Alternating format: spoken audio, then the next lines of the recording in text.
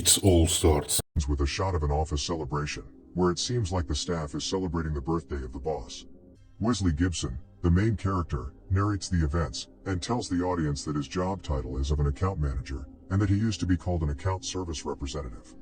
He then walks over to his desk and slightly kicks it. The scene then changes to a woman and man having sex on a kitchen counter.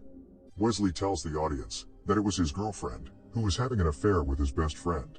But he says that he doesn't seem to care, and the only thing he does care about is that he isn't caring about anything, which worries him. He then types his name on Google and sees that there are no results. He then recalls his father abandoning him when he was just a week old. The shot then changes to a man walking into a building. He is named Mr. X and is here to meet with a ballistics specialist to learn who created a certain bullet for a competitor. She notices that the bullet is clean, in the sense that it cannot be traced back to a specific pistol. Suddenly, a sniper from an adjacent building shoots the ballistics specialist in the head. Mr. X sees the adjacent roofs and sees the snipers on the building. He starts running out of the room as bullets fly by him, and leaps out the window and kills his opponents by shooting them in mid-flight. He then gets a phone call and says to the other person on the line, Cross, that no one leaves the fraternity. To which Cross responds that they have a new perspective on the fraternity. Mr. X then says that you cannot simply destroy something that has been there for 1,000 years. Mr. X sees that he had been standing on a spot marked X as he is shot by a multi-stage bullet from across town. The path of the bullet is then shown in reverse order. Meanwhile, Gibson is woken from his sleep by his girlfriend, who is annoyed by the noise of the train next to their apartment. Gibson gets up, takes some antidepressants and then goes to the office, where his boss shouts at him, and then a coworker asks if he knows where his friend is. He responds that he had to go to the dentist, knowing full well that he was at his apartment having sex with Gibson's girlfriend.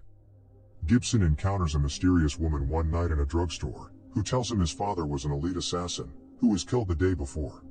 Gibson just responds that his father had abandoned him long ago. Suddenly, Cross appears on the scene, and the woman shoots at Cross, and then takes Gibson and manage to flee the ensuing shootout, and engage in a chaotic vehicle chase through Chicago streets. The lady takes Gibson to the headquarters of the fraternity, a hidden group of assassins dating back over 1,000 years. Sloan, the group's commander, formally presents Gibson to the lady from the night before, Fox, and encourages him to follow in his father's footsteps as an assassin. Sloan puts Gibson to the test by having him shoot a fly's wings.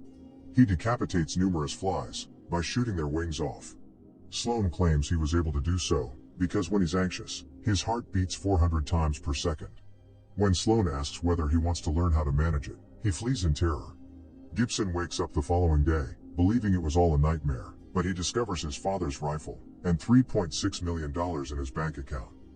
The same day he goes to the office and shouts at his boss, beats up his colleague with a computer keyboard, creating the words "fuck you" with the letters and a tooth that bursts out of his colleague's mouth, and storms out. Gibson and Fox are then photographed on the top pages of multiple newspapers as wanted fugitives, in connection with the drugstore incident.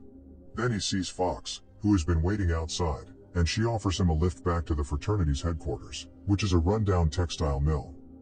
Gibson is given instructions to kill individuals from the Loom of Fate when his training is completed.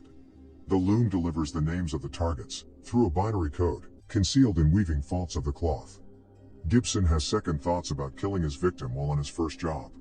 In a flashback, he tells Fox that killing individuals without knowing anything about them, or why they deserve to die, is wrong. Fox then tells a childhood story about a judge who was conducting a critical case when the defendant ordered his assassination. While they waited for her father to return home, a hired killer held the young girl at knife point. As the small daughter watched, the killer set fire to the father, and then seared his initials into her neck. The fraternity had targeted the guy who killed the judge many weeks before the events of the narrative, but their assassin had failed to carry out his mission according to Fox. Kill one and maybe rescue hundreds. Fox then informs Gibson about the fraternity's plan. Gibson also sees letters tattooed on Fox's neck as she prepares to depart, and understands the story was about her. Returning to the present, a second after this remembrance, Gibson bends a bullet trajectory to kill the target.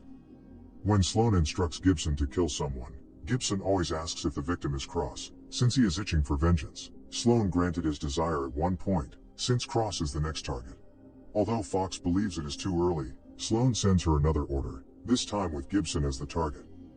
Gibson and Fox head to Europe, the fraternity's first base of operations. Pekorsky is easily captured by the two, who compel him to accompany them to Cross. Gibson and Cross get into a fight aboard a moving train, as Fox chases after them in a car. When the train crosses a bridge over a steep ravine, Fox steals a car and drives it into the train, causing the train to derail, killing innocent passengers. Cross saves Gibson's life by catching his hand as he is about to fall into the ravine. At that moment, Gibson shoots him without hesitation. Before dying, Cross informs Gibson that he is his biological father, and that the fraternity has been deceiving him. Fox admits the facts, stating that Gibson was chosen because he was the only person Cross would not kill.